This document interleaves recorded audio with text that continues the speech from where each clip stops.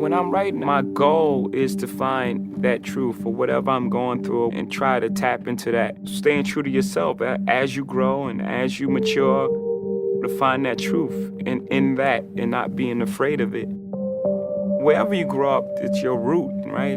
It's everything you are. I'm a kid from Marcy Projects from Brooklyn, so it made me exactly who I am. Everyone has to find themselves growing up, and however far off track you go is pretty much dependent upon the environment that you grew up in and what you had to do or what you felt you had to do to survive. My first album I made was an album called Reasonable Doubt, which in the small circles was considered the album, like a classic album, like the album for that generation in the voice of people that were going through similar situations. But it didn't sell massive numbers worldwide, right? It was still very niche. Then my second album, because of, Reasonable Doubt and its lack of commercial success, I tried to make these records that were bigger and will be more popular, which was a failure. Going for that success really messed up that project and, set a bad tone.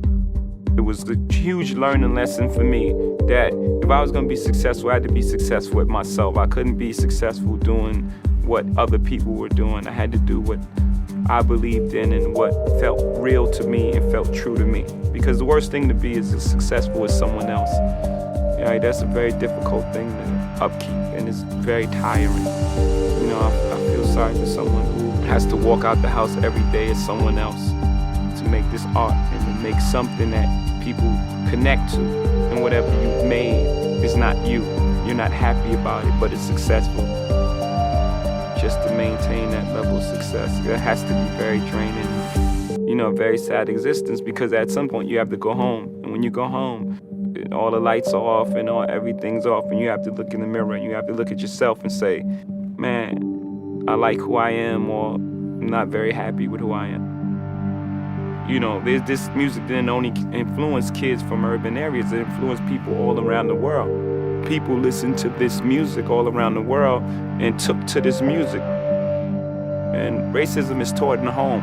I truly believe that racism is taught when you're young. So it's very difficult to teach racism when your kid looks up to Snoop Doggy Dogg. And if you look at clubs and how integrated they had become, before people partied in separate clubs. There were hip-hop clubs and there were techno clubs, and now people party together. And once you have people partying, dancing, and singing along to the same music, then conversations naturally happen after that, right? And then within conversations that we all realize that we're more alike than we're separate. I believe that there's one God.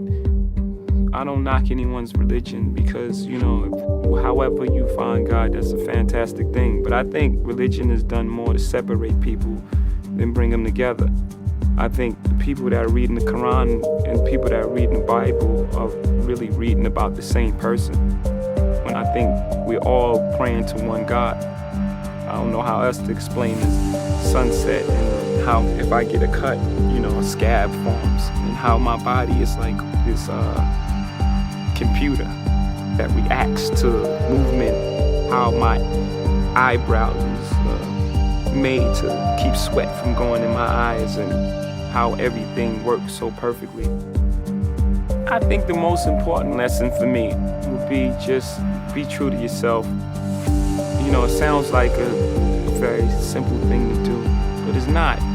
It's not simple to do with all the pressures to succeed and all the pressures to, once you succeed, to stay there.